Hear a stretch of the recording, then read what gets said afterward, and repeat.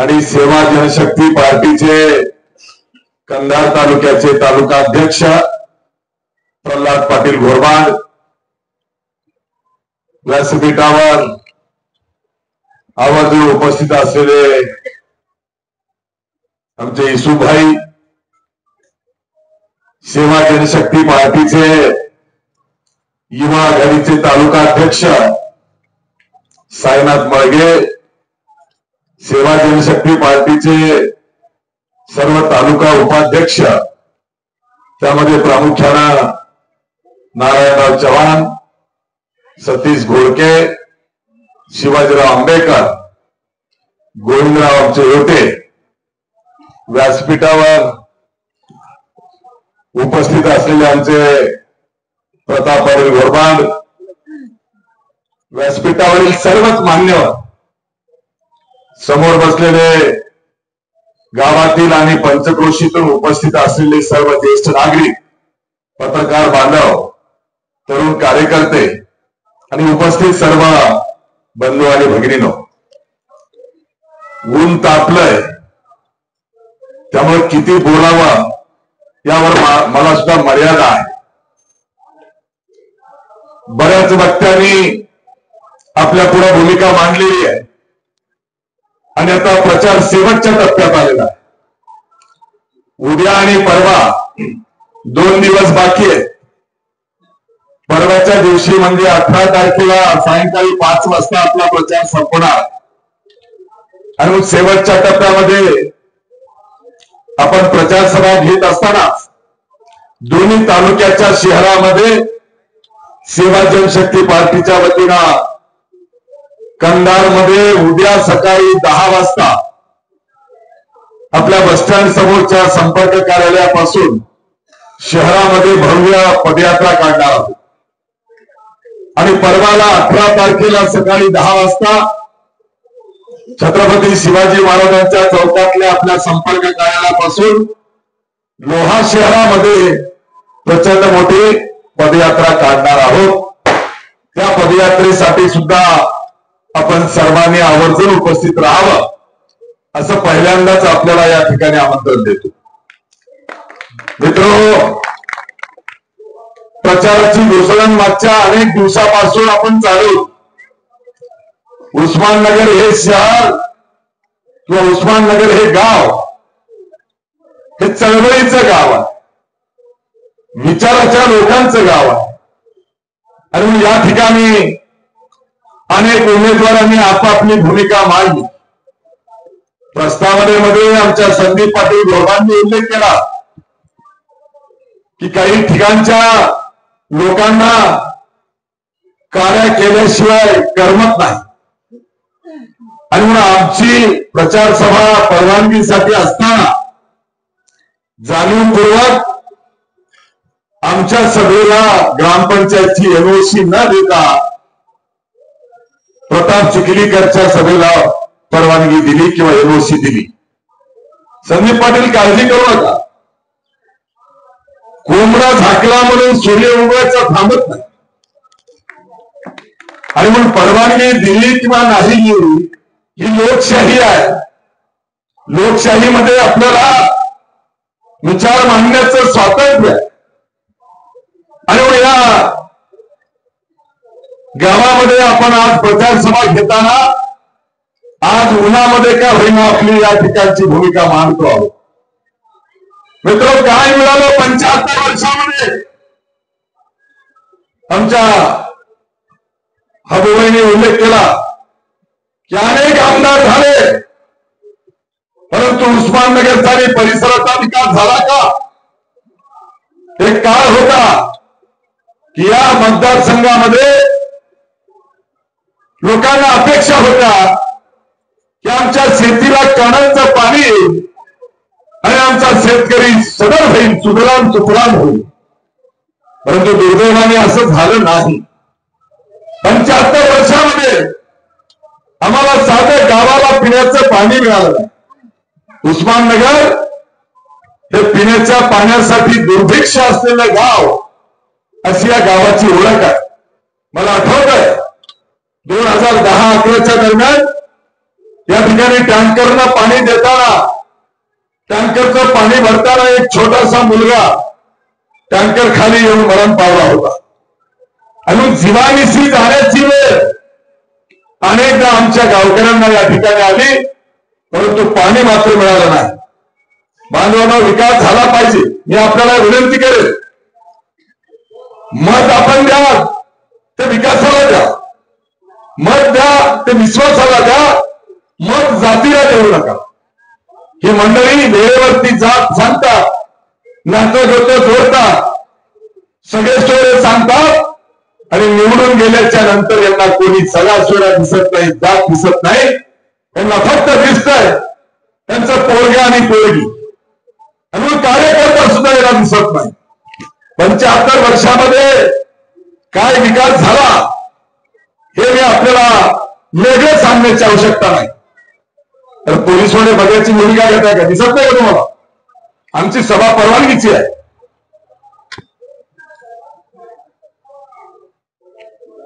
Mic बंद करा ना. बांधवांनो, या ठिकाणी आपल्याला विश्वासाने सांगेल, येणाऱ्या काळामध्ये तुम्हाला जर विकासाला मत देता आलं नाही तर काळ अत्यंत गंभीर येणार आहे.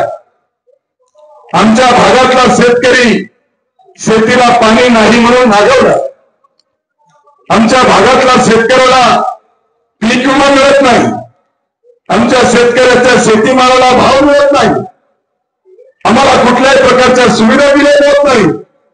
आणि तरी आम्ही वर्षानुवर्ष याच लोकांना निवडून येत आहोत. कशाच्या बरोबर मित्र, या उस्माननगर शहराचा विकास झाला पाहिजे असं म्हणताना आपण विचार केला पाहिजे की आम्हाला काय मिळालं.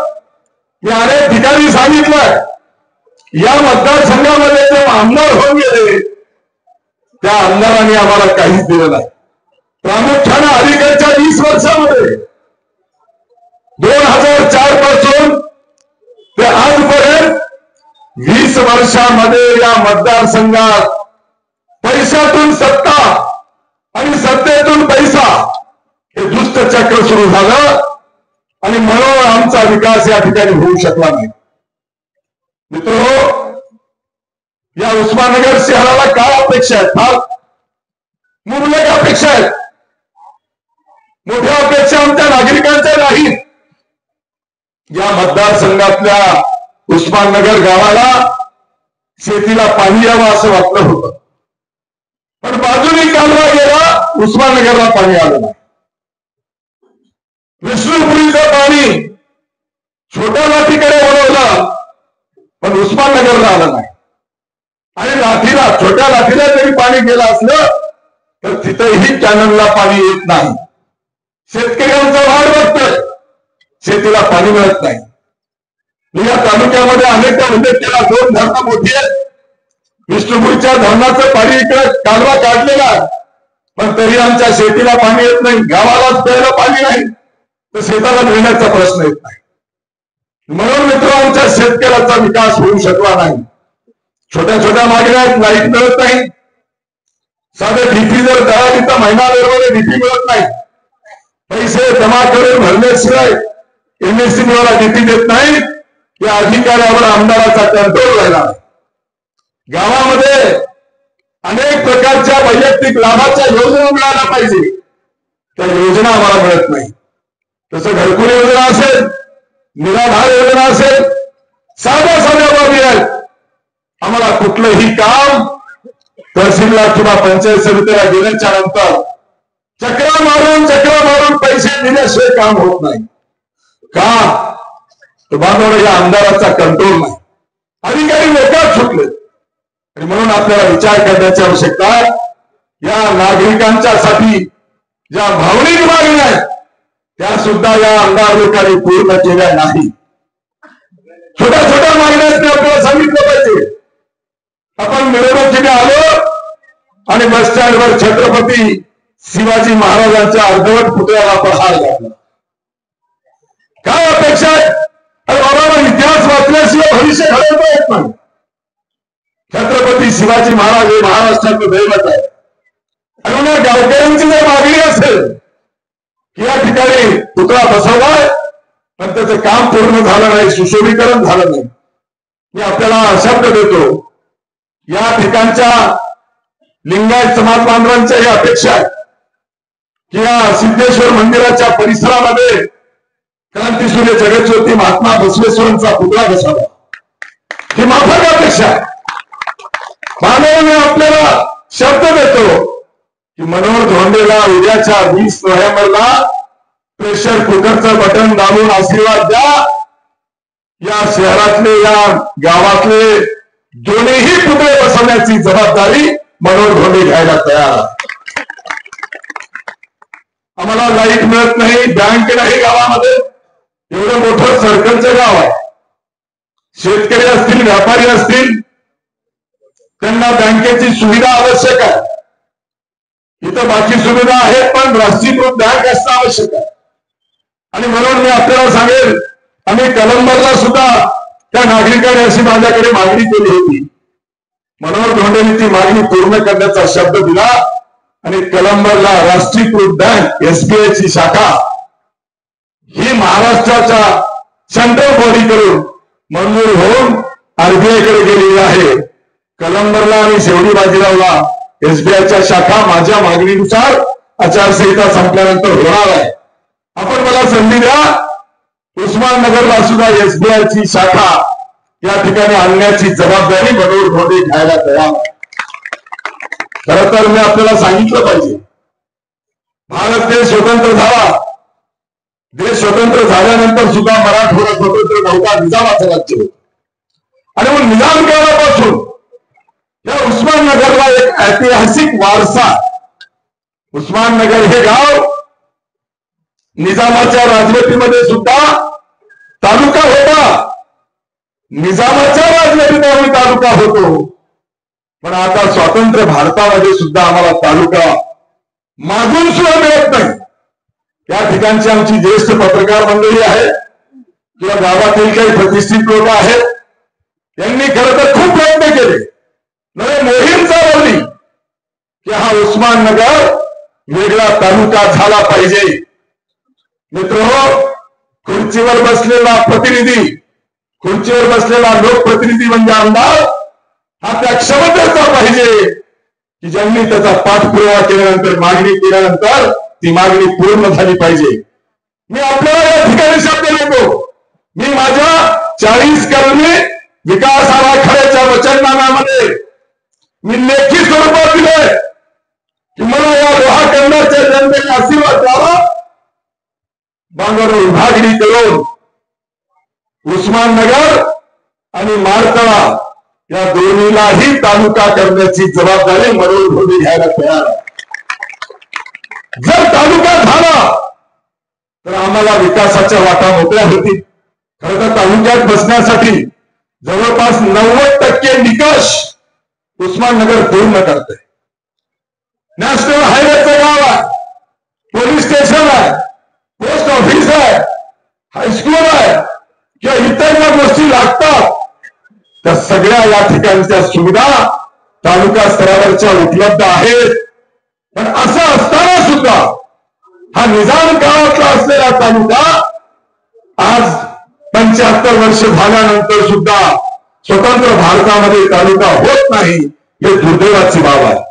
मित्रहो, या गावासाठी लागणाऱ्या ज्या सुविधा आहेत, ज्या गावकऱ्यांच्या ज्या मागण्या आहेत, खरं तर मुख्य मागणी आमची अशी असली पाहिजे की या गावाला शुद्ध पिण्याचं पाणी द्यायला पाहिजे. आपल्या गावात पिण्याचं पाणी आता तरी आहे का? नळ योजनेचं पाणी येतंय का? नवीन जलजीवन मिशनचं काम झालं का? झालेलं नाही. आणि म्हणून या गावाला, एवढ्या मोठ्या गावाला 2-2, 3-3 धरणं आमच्या उशाला आहेत, तरी आमच्या गावाला पिण्याचं पाणी मिळत नाही. आमच्या उजवीकडे आम्हाला विष्णुपुरीचं धरण आहे, डावीकडे आमच्या लिंबोटीचं धरण आहे, पुन्हा पाठीमागे आमच्या बारूचं धरण आहे. बांधवाला एवढी धरणं असून सुद्धा आमच्या उस्माननगरला पिण्याचं पाणी नाही. मी आपल्याला शब्द देतो की आपल्याला शुद्ध पाणी, फिल्टरचं पाणी उस्माननगरला देण्याची जबाबदारी 5 वर्षामध्ये देण्याची जबाबदारी मनोहर धोंडे घ्यायला तयार आहे. मी बोलतो ते करतो, मी करतो तेच बोलतो. आणि म्हणून जे मी 40 कलमी विकास आराखडा दिलेला आहे त्या विकास आराखड्याचं आपण गांभीर्यानं वाचन करा. मी जे मुद्दे मांडले ते सगळे विकासाचे मुद्दे मी माझ्या कार्यकाळामध्ये पूर्ण करणार आहे. त्यातला खरं तर मोठा वर्ग आमचा सुशिक्षित बेरोजगार आहे, त्यांच्या हाताला काम मिळत नाही. आणि म्हणून या तालुक्यामध्ये काही विकासाचे प्रोजेक्ट आणले पाहिजे. आता आमच्या प्रल्हाद पाटलांनी उल्लेख केला, कलंबरचा साखर कारखाना बरबाद केला. कलंबरचा साखर कारखान्याचा भंगार सुद्धा ह्याच लोकांनी इकडून खाल्लं. नवीन कारखाना तर आणलाच नाही. म्हणून आमचे तरुण पोरं पोट भरायला पुण्याला, मुंबईला, औरंगाबादला गेले. ही बदमाश लोक मतं मागण्यासाठी पुण्याला, मुंबईला, औरंगाबादमधून मेळावे घेऊन त्यांना विकत घेण्याची भाषा करतात. तुला 2,000 देतो, बसून यायला गाडी देतो, सगळी सुविधा करतो, पण मला मत दे. बाबा रे, तुला मत पाहिजे म्हणून पुण्याला, मुंबईला, औरंगाबादला जाऊन मेळावे घेऊन मत मागता आहात. शिंदेबाई गेली, प्रताप चिखलीकर गेला, एकनाथ पवार गेला. तुम्ही तिथे जाऊन मत मागितलं, पण 2 वर्षापूर्वी कोरोना आला होता. याच मतदारसंघातले 25,000 तरुण पोरं पुण्याला, मुंबईला, औरंगाबादला होते. तेव्हा त्या कोरोनामध्ये जिवंत आहेत का मेले बघायला तुम्ही गेले होते का? आणि स्वार्थासाठी तुम्ही सगळं करता. तुमच्यासाठी तुम्हाला सगळं करावं वाटतंय, जनतेसाठी नाही. आणि या भागातल्या जनतेचा विकास झाला पाहिजे. शाश्वत विकास करायचा असेल तर कारखानदारी वाढली पाहिजे. कैलासवासी केशवरावजी धोंडगे यांनी फुलवडला MIDC काढली, परंतु कोणताही मोठा कारखाना आला नाही. मित्रहो, कंधार आणि लोहा तालुका भौगोलिक दृष्टीनं, नैसर्गिक दृष्टीनं आपल्यासाठी एक वरदान आहे. आमच्या तालुक्यामध्ये, दोन्ही तालुक्यामध्ये पोलीसवाडीच्या घाटापासून तर चिंचोली फुलवड पर्यंत माळरान आहे. बाळाघाटाची पर्वत आहे, ज्या पर्वतावरती फुकटची सीताफळाची झाड आहे. बिनभांडवली धंदा आहे, कुठल्याही प्रकारचं त्याला भांडवल लागत नाही. आणि म्हणून मी वचननाम्यामध्ये दिलंय की मनोहर धोंडेला संधी द्या. फुलवडच्या MIDC मध्ये सीताफळ प्रक्रिया केंद्र मनोहर धोंडे या ठिकाणी आणणार आहे. तर या अशा प्रकारचं केंद्र आणलं तर या दोन्ही तालुक्यातले किमान 10 ते 15,000 लोकांच्या हाताला काम मिळेल. 1,500 तरुण कार्यकर्ते कारखान्यात काम करतील आणि उरलेले 10,000पेक्षा जास्त मजूर या माळरानावरचे फुकटचे सीताफळ तोडून आपल्या घरी पिकवतील आणि कच्चा माल बनवून त्या सीताफळ प्रक्रिया केंद्राच्या कारखान्याला देतील. आणि त्या कारखान्यामध्ये त्या सीताफळाचं पल्स म्हणजे ज्यूस बनवलं जाईल. आणि हे ज्यूस त्याची किंमत आपल्याला माहिती नसेल, बाहेर देशामध्ये त्याला फार मोठी मागणी आहे. 4 पैसे आमच्या तालुक्यातल्या लोकांच्या खिशात येतील. 10-15,000 कार्यकर्त्यांच्या हाताला काम मिळेल. या पद्धतीने काही प्रकल्प आम्हाला आणावे लागणार आहे. मी 2009ला विधानसभा लढली आणि त्याच्यानंतर 2010ला गुरुता गद्दीचा कार्यक्रम झाला.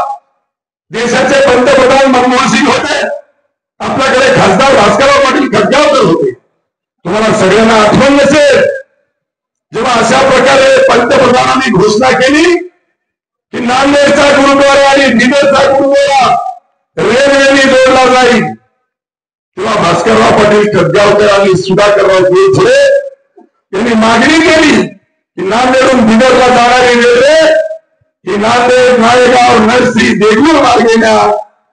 त्याच वेळेला मनोहर धोंडेंनी मागणी केली नांदेडहून बिदरला जाणारी रेल्वे ही नांदेड, सोनखेड, लोहा, माळाकोळी, माळेगाव, अहमदपूर, चाकूर मार्गे लातूर रोडला जोडा. मित्र, रेल्वे जर आमच्या तालुक्यातून गेली तर फार मोठ्या विकासाच्या वाटा मोकळ्या होणार. आमचा दक्षिण भारत आणि उत्तर भारत हा आमच्या लोहा तालुक्यातून जोडला जाईल.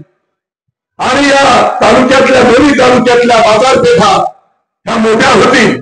त्यांचा व्यापार वाढेल, शेतकऱ्याच्या मालाला वाटेल तिथे जाऊन माल विकण्याची मुभा मिळेल, किंवा आमच्या त्या रेल्वेचा प्रकल्प जर आणला तर बांधवांनो, आमची दक्षिण भारतातली सगळ्यात मोठी खंडोबाची यात्रा ही मालेगावची यात्रा म्हणून प्रसिद्ध आहे. आणि मग अशा प्रकारे जर मालेगाव जर रेल्वे गेली तर मालेगाव, तुळजापूर, पंढरपूर आणि कोल्हापूर महालक्ष्मी ही महत्वाची 4 तीर्थक्षेत्र जोडली जातील.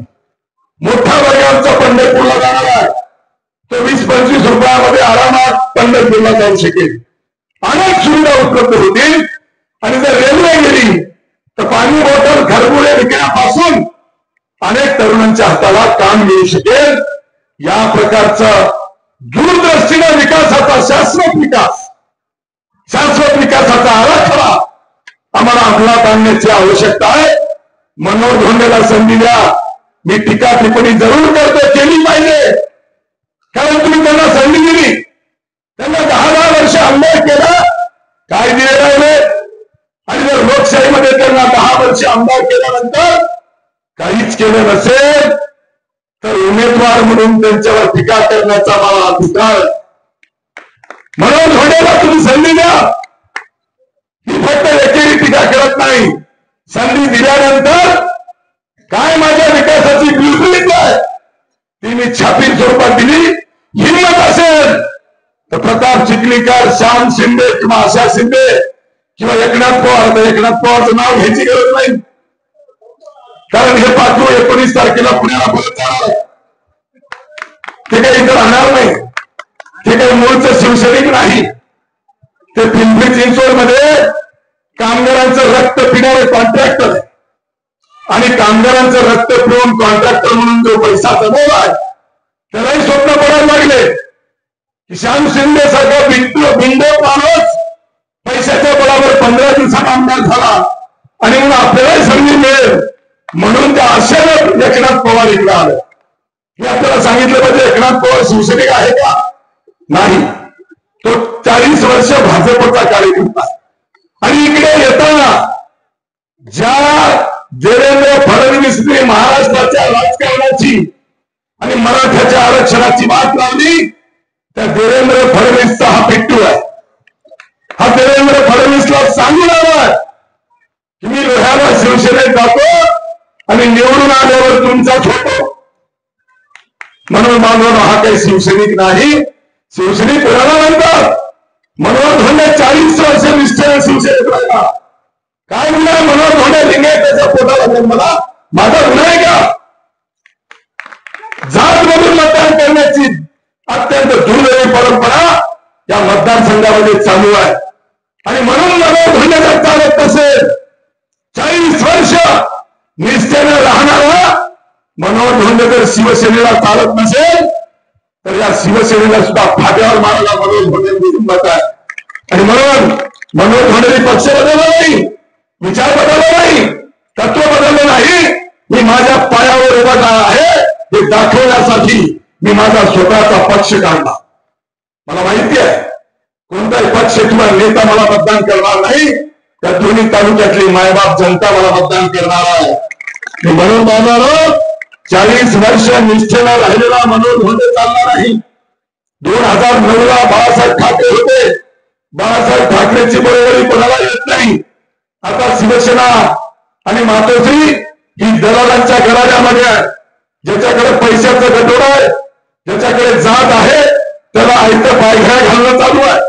आणि म्हणून अशा प्रकारच्या फितुरी करणाऱ्या, दलाली करणाऱ्या कोंडावळ्यामध्ये अडकण्यापेक्षा मनोहर धोंडे हा स्वतःचा पक्ष काढून स्वाभिमानाने उभा टाकला आहे. मित्रांनो, 2009ला मला उमेदवारी दिली. बाळासाहेबांनी मला सांगून दिली होती उमेदवारी की सर्वेमध्ये 3 नंबरला आपला पक्ष आहे, तुझा निवडणूक लढ कर, 5 वर्ष काम कर, 2014 आमदार हो.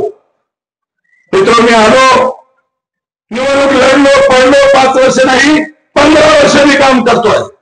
2009 ते 2024 दोन्ही तालुक्यावर माझं संपर्क कार्यालय आहे. मी 15 वर्ष काम करतोय. माझ्या दोन्ही संपर्क कार्यालयात कोणीही जरी माणूस आला, कुठलंही काम घेऊन आला, कधी मी त्याची जात विचारली नाही, पक्ष विचारला नाही, नेता विचारला नाही. माझ्याकडे दररोज अनेक गरजू पेशंट येतात. कोणी दुसरं काम घेऊन येतं, कुठल्याही कामाला कोणी जिल्ह्यातला आणते, राज्यातला आणते, राज्याच्या बाहेरचंही काम आणतंय. मित्र, मनोहर धोंडेला 15 वर्षात त्यांनी काम सांगितलं, त्या प्रत्येकाचं काम मनोहर धोंडेनी करून दिलं. आणि म्हणून 2009 मी निवडणूक हारलो तरी काम करत राहिलो. 2014 जेव्हा बाळासाहेबांचा शब्द होता की तू 2014 आमदार हो, मित्र, दुर्दैवाने बाळासाहेब ठाकरे आणि कैलासवासी गोपीनाथराव मुंडे त्या दोघांचंही निधन झालं. आणि 2014च्या विधानसभेच्या अगोदर हा प्रताप चिखलीकर 4 पक्ष फिरलेला पैशाचं गटोडं मातोश्रीवर घेऊन लोह्याच्या बैल बाजारामध्ये शिवसेनेमध्ये आला आणि ऐत्या वेळी शिवसेनेची उमेदवारी घेतली आणि आमच्या कष्टावर निवडून आला. बरं, निवडून आला तिथं तरी नीट संसार करावा. 1.5 वर्षामध्ये हा भाजपमध्ये गेला. आम्ही पक्ष सोडला नाही. मनोहर धोंडेंनी निष्ठेने काम चालू ठेवलं. असं वाटलं 14 गेली, आता 2019ला संधी आहे. मित्र, 2019ला मनोहर धोंडेला संधी देण्यापेक्षा तुम्हाला माहिती आहे मुक्तेश्वर धोंडेला शिवसेनेत आणलं आणि शिवसेनेची उमेदवारी दिली. काय पाप केलं मनोहर धोंडेंनी? तरी आम्ही निष्ठा सोडली नाही. उद्धव ठाकरेचा मला फोन आला आणि उद्धव ठाकरे म्हणाले, धोंडे सर मुक्तेश्वरला मदत करा. मी त्याचा शब्द पाळला आणि कुठल्याही प्रकारची अपेक्षा न करता चहा सुद्धा पिला नाही. विचारा मुक्तेश्वर धोंडेला तत्वाच्या आधारावर, निष्ठेच्या आधारावर 2019च्या निवडणुकीत मुक्तेश्वर धोंडेला पाठिंबा दिला. पण शेवटी काय झालं? 2 दिवस अगोदर कशी मॅच फिक्सिंग झाली, कसे हे अंतर्गत नाते होते बोलले आणि 15 दिवसात त्याचा दाजी आमदार झाला. मला असं वाटलं आता 14 गेली, 19 गेली, 24ला संधी आहे. मित्र, 24 जवळ येत असताना या 4ही घराण्याला मनोहर धोंडे पचला नाही. सगळे एकत्र आले. त्यांनी पुण्याचा भाजपचा नगरसेवक रात्रीतून इकडे आणला, शिवसेनेचा नेता केला, उमेदवारी केला. विचार करा कशाच्या बळावर चाललंय हे सगळं. आमचा जन्म त्या फक्त सतरंगा उचलायला झाला का? आमचा जन्म त्या प्रस्थापित लोकांना मतदान करून खुर्चीवर बसवायला झाला का? डॉक्टर बाबासाहेब आंबेडकर देवाला मताचा अधिकार दिला, तो काय गुलामी करण्यासाठी दिला का? आणि म्हणून मनोहर धोंडेच्या डिग्र्या घेतलेला कार्यकर्ता 40 वर्ष रस्त्यावर संघर्ष करतोय, चळवळीमध्ये काम करतोय, कोणाची लाचारी गुलामी करत नाही. आणि म्हणून मी माझा निर्णय केला की आता कुठलाही अन्याय सहन करण्याची सीमा त्याच्या पलीकडे गेल्याच्या नंतर आता माझं वय 60 वर्ष चालू. जीवनात काय करायचंय? 40 वर्ष निष्ठेनं राहिलेला मनोहर धोंडे चालत नाही. पण पुण्यातला भाजपचा नगरसेवक तो टॉप मेंबर आहे, लोकांतून निवडून आलेला नाही. तो आधुनिकरण नेता केला पण मनोहर धोंडे चालला नाही. म्हणून हा निर्णय मला घ्यावा लागला आणि न्याय मागण्यासाठी मनोहर धोंडे या निवडणुकीमध्ये जनतेच्या कोर्टात न्याय मागायला आलेला आहे. माझी अपेक्षा आहे की आपण न्याय करावा. मित्र हो, एकनाथ पवार शिवसैनिक आहे का? तर नाही. शिवसैनिक कोणाला म्हणतात? जर शिवसैनिकावर अन्याय झाला तर तो वाघासाठी छाप मारला पाहिजे, तर तो शिवसैनिक आहे. तुला नेता व्हायचं ना? अरे बाबा, तुझा नेता होण्याचे स्वप्न अगोदर तू बाजूला काढ. तुझ्या शिवसेना पक्षाचा लोहा तालुक्याचा अध्यक्ष चंदू आडगावकर हा 10 महिन्यापासून 3 जिल्ह्यामधून हद्दपार आहे, त्याला तू सांभाळू शकत नाही. तुला दुसरा उपतालुका बनव, त्या मोठ्या कापसीचा संतोष वडवळे यात प्रताप चिखलीकरच्या चर्चांनी कुत्र्यासारखं मारलं आणि तो आयसीयू मध्ये नांदेडला ऍडमिट झाला. मार खाऊन तुला उपतालुका बनव, नांदेडच्या आयसीयू मध्ये ऍडमिट झाला. बातमी ऐकून एकनाथ पवार पुण्याच्या आयसीयू मध्ये ऍडमिट झाला. कसा कार्यकर्ता काम करेल? अरे बरोबर, मनोहर धोंडे फाटका कार्यकर्ता आहे. 15 वर्ष मी इथं काम करतोय. माझ्या सोबतही गोरगरीब कष्टकरी कार्यकर्ते आहेत, पण निष्ठावान मावळे आहेत. मित्र हो, मनोहर घोडेचं काम करताना 15 वर्षामध्ये मनोहर घोडेच्या कार्यकर्त्याकडे वाकडं बोट करायची कोणाची हिंमत झाली नाही, वाकड्या नजरेला बघायची हिंमत झाली नाही. कारण माझ्या कार्यकर्त्याला माहिती आहे, माझ्याकडे जर कोणी वाकडी नजर केली, वाकडा डोळा केला तर तो डोळा काढून हातावर दिल्याशिवाय राहत नाही. ही हिंमत हे संरक्षण कार्यकर्त्यांना मिळालं पाहिजे. आणि म्हणून आपण नेतेगिरी करताना कार्यकर्त्याला जपायची अवकाश तुमच्यात असली पाहिजे. आणि म्हणून हे चिमणी किंवा हे पाठवू 20 तारखेपर्यंत राहणार नाही बांधवांनो, हे पुण्याला पळून जाईल.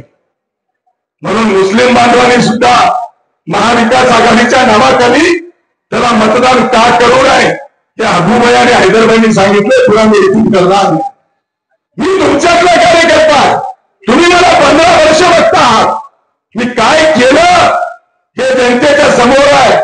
संधी नसताना काय केलं आणि संधी दिल्यावर काय करणार आहे ते माझ्या वचनदानामध्ये 40 कलमी विकास आराखड्यामध्ये मी दिलेला आहे.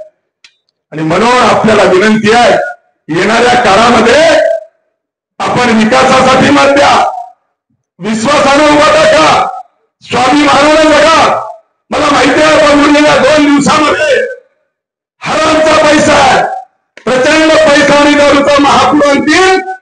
मतदार बांधवांना माझी विनंती आहे, बांधवांनो, नांदेडच्या जनतेने प्रताप चिखलीकरचं पार्सल जसं नांदेडून लोहाला पाठवलं, तसं लोहा कंदाच्या जनतेला ही माझी विनंती आहे, पैसे येतील ते पैसे घ्या, खिसे रिकामे करा, फक्त खिसेच रिकामे करू नका, याचे कपडे काढून ते पार्सल चिखलीला पाठवा आणि ते पाठवा अशी अपेक्षा व्यक्त करतो. मला कळालं की प्रताप चिखलीकरचे काही चर्चे आमच्या कार्यकर्त्याला त्रास देईल. खबरदार, मी माझ्या कार्यकर्त्याला धक्का लागू देणार नाही. माझं स्वप्न फक्त निवडणूक नाही, मी चळवळीतला कार्यकर्ता, रस्त्यावरचा कार्यकर्ता, संयमानं कायद्याच्या चौकटीत काम करणारा कार्यकर्ता. आणि तुम्ही जर माझ्या कार्यकर्त्याला जर काही करायचा प्रयत्न केला तर मनोहर घोडे अवकाशी राहण्याशिवाय राहणार नाही आणि तुम्हाला तुमची जागा दाखवल्याशिवाय राहणार नाही. आणि म्हणून प्रचाराच्या बूथवर सुद्धा हे अफवा पसरवतील. त्यांचा शेवटचा हत्यार आहे की मनोहर घोडे मॅनेज झाला, मनोहर घोडेंनी पाठिंबा दिला, अशा खोट्या अफवा पसरवू शकतात. त्यांच्या पायाखालची मला बसलेली आहे.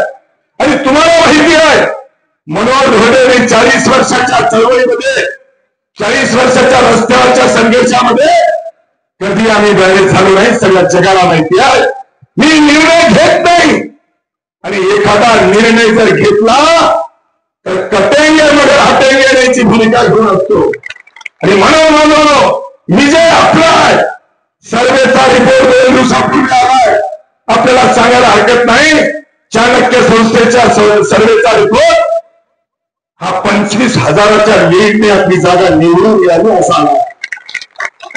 आता प्रश्न लीड किती वाढवायची आणि म्हणून ह्या प्रस्थापित लोकांना घरी पाठवण्यासाठी एकजुटीने उभा टाका. बहुजन, ओबीसी, दलित, आदिवासी, शेतकरी, कष्टकरी, अल्पसंख्याक आणि उपेक्षित वर्गाला माझं नम्र आव्हान आहे. बांधवांनो, या प्रस्थापिताच्या विरोधात ताकदीनं जसं उभा टाकला, गावाच्या गाव, झुंडीच्या झुंडी, कोणतंही पद नसताना सेवा जनशक्तीमध्ये दररोज 100 पेक्षा जास्त कार्यकर्ते प्रवेश करतात. आणि यांना कधी सभा घ्यायची असेल तर पुढच्या 500 महिन्याला 300 रुपये रोज दिल्याशिवाय माणूस मिळत नाही. ही अवस्था भांडण्याची. आणि मग यांच्याकडे आता काही शिल्लक राहिलेलं नाही. दात पडलेला वाद जसा असतो तशी अवस्था यांची आहे. आणि म्हणून मला काही लोकांनी विचारलं की तुमची लढत कोणासोबत आहे. मित्रांनो, मी आपल्याला सांगेल, माझी लढत या तिघांच्या विरुद्ध आहे. 20 तारखेला मतदान आहे. मनोहर घोडेचा विजय आज निश्चित झालाय. आणि म्हणून 19 तारखेला हे तिघही एकत्र येऊन 20 तारखेला एकालाच मतदान करा म्हणून सांगणार आहे. धोका लक्षात घ्या. आपल्या मतात फूट पडायची आणि रात्रीतून त्यांची मतं एक करायची, हे त्यांचं षडयंत्र आहे. तसं मागच्याही निवडणुकीत झालं. महाविकास आघाडीकडून श्याम शिंदे आणि महायुतीकडून मुक्तेश्वर धोरगे, दोन्ही प्रमुख पक्षाचे लोक तेच उमेदवार तेच, आणि रात्रीतून मॅच फिक्सिंग करून दाजीला आमदार केलं. तसंच याही वर्षी षडयंत्र होतं. बहिणीला महाविकास आघाडीकडून आणायचं, भावांनी महायुतीतून यायचं आणि दोघांनी शेवटी मॅच फिक्सिंग करायची, पण जमलं नाही. सुपारी बाजार किंवा एकनाथ पवारचं गडोळ भारी ठरलं आणि मग संजय राऊतांच्या माध्यमातून एकनाथ पवारने सुपारी देऊन आणलेली उमेदवारी ही टिकणारी नाही. शेवटच्या दिवशी हा पुण्याला परत जाईल आणि बहीण वसंतनगरला राखी बांधायला जाईल. तिघही एक होती आणि म्हणून आपली लढाई त्या तिघांच्या विरुद्ध आहे. मतात फूट पडू देऊ नका, गैरसमज होऊ देऊ नका, एकजुटीने पुढे चला. या तालुक्यातला बहुजन समाज एकजुटीने उभा टाकला. मी आपल्याला शब्द देतो की आपण एकजुटीने मनोहर धोंडेला संधी द्या. या तालुक्याचा शाश्वत विकास 5 वर्षामध्ये मनोहर धोंडे तुम्हाला विकास काय असतो हे प्रत्यक्ष दाखवून देईल आणि मग विकासासाठी मत द्या. हे काम करण्याची संधी देताना बांधवांनो, आपण उस्माननगर हे महत्वाचं केंद्र आहे. आजूबाजूला छोटी मोठी गावं आहेत. त्या भागातल्याही लोकांना मला सांगायचंय, या भागात खास करून मनेरवाडू समाज, महादेव कोळी समाज किंवा धनगर समाज या समाजाला एसटीचं आरक्षण आहे, पण त्याची कास्ट सर्टिफिकेट मिळत नाही आणि कास्ट व्हॅलिडिटी होत नाही. माझा दावा आहे, या आरक्षणावरचा माझा परिपूर्ण अभ्यास आहे. म्हणूनच एवढे मोठाले आंदोलन झाल्यानंतर सुद्धा मराठा समाजाला आरक्षण मिळालं नाही. गावापासून मुंबईपर्यंत सत्ता आहे, पण मराठा समाजाला दुर्दैवाने आरक्षण मिळालं नाही. मनोहर धोंडे ग्रामपंचायतचा सदस्य सुद्धा नाही, पण तरीही मनोहर धोंडेने 21 जाती ओबीसी मध्ये आणल्या आणि त्या आज टिकून आहेत. त्याचा लाभ ठिकाणचा समाज घेतोय. म्हणून मी आपल्याला शब्द देतो, खरं तर महादेव कोळी आणि मनेरवाडू मोठी संख्या नांदेड जिल्ह्यात आहे, पण आतापर्यंत जेवढे आमदार जिल्ह्यातले झाले त्यांनी विधिमंडळामध्ये तोंड सुद्धा उघडलं नाही. आणि म्हणून 2013चा प्रसंग मला आठवतोय. पृथ्वीराज चव्हाण मुख्यमंत्री होते आणि एक पत्रक काढलं होतं मनेरवाडू महादेव कोळ्यांसाठी की हे बोगस प्रमाणपत्र त्यांना नोकरीवर काढून फ्री पाठवा. त्याही आंदोलनाचं नेतृत्व 2013ला मनोहर धोंडेंनी केलं आणि जे नोकरीवर मनेरवाडू महादेव कोळी आहेत त्यांच्या नोकऱ्या वाचवायचं काम मनोहर धोंडेंनी केलं, हे जरा विचारून बघा. आणि म्हणून विधिमंडळात नाही गेलो तर काय त्याच्या चौकटीमध्ये मनेरवाडू आणि महादेव कोळी समाजाच्या एसटी आरक्षणाच्या प्रमाणपत्राची बाजू मी कायदेशीर आणून दोन्ही समाजाला आणि धनगर समाजाला सुद्धा न्याय दिल्याशिवाय राहणार नाही, एवढा अभिवचन आजच्या प्रसंगी देतो. आणि आज अनेक कार्यक्रम आहेत, वेळ भरपूर झालाय, ऊनही झालाय. उन्हात जास्त वेळ आपल्याला बसावं लागलं, त्यामुळे मी पहिल्यांदा आपल्या सगळ्यांची माफी मागतो. खरं तर आम्हाला निसर्गाने सावली दिली आणि तुम्ही उन्हात आहात. मी पहिल्यांदा सांगितलं होतं स्टेजला सुद्धा उन्हात असलं पाहिजे. जनता उन्हात आणि स्टेज सावलीत कधीच नसलं पाहिजे. म्हणून माझ्या प्रचार सभांमध्ये कुठल्याही स्टेजला वर कव्हर नाही, पण आम्हाला या झाडांनी सावली दिली. तुमची हालत मला बघवत नाही आणि मग बोलण्यासारखे मुद्दे अनेक आहेत. तरीही जास्तीचं न बोलता उद्याच्या निवडणुकीमध्ये आपण विश्वासाने विकासाला मत द्या. हे गेंडे माजलेत पैसे खाऊन, अनेक ठिकाणचे भ्रष्टाचार याचे उघड करायचे. गावागावातल्या बोगस नळ योजना करून यांनी पैसे उचलून घेतले. अनेक ठिकाणचे रस्ते कागदावर करून यांनी एमबी करून बिले काढून घेतले. यांनी गावोगाव एक दोन बोके पोचले आणि सगळ्या जनतेला भेटीला ठरले. त्या बोक्याला जगवतात, त्या बोक्यावर दूध पाजतात, एवढे पाजतात की उलटी होईल, परंतु सामान्य जनतेला काही देत नाही. आणि म्हणून त्या बोक्यांपासून सावध राहा. तुमच्या गावामध्ये बोक्या आहे, असे गावागावात एक बोके चिखलीकरण पोहोचले आणि या बोक्यांपासून सावध राहा. स्वाभिमानी जनता म्हणून गोरगरीब जनता, कष्टकरी जनता एकजुटीने उभा टाका आणि तुमच्यातला कार्यकर्ता म्हणून मनोहर धोंडेला उद्याच्या 20 नोव्हेंबरला प्रेशर कुकरचं बटन दाबून आपण आशीर्वाद द्या. मी तुमचा विकास केल्याशिवाय राहणार नाही. आणि मला संधी मिळाली तर ज्यांनी तुमचं रक्त पिलं, ज्या योजना परस्पर खाल्लं, शेतकऱ्यांचा 600 कोटीचा विमा परस्पर वाटून खाल्ला, त्यांना जेलमध्ये पाठवल्याशिवाय राहणार नाही, एवढा विश्वास देतो आणि थांबतो. जय हिंद. जय महाराष्ट्र, जय शिवराय. धन्यवाद सर. या ठिकाणी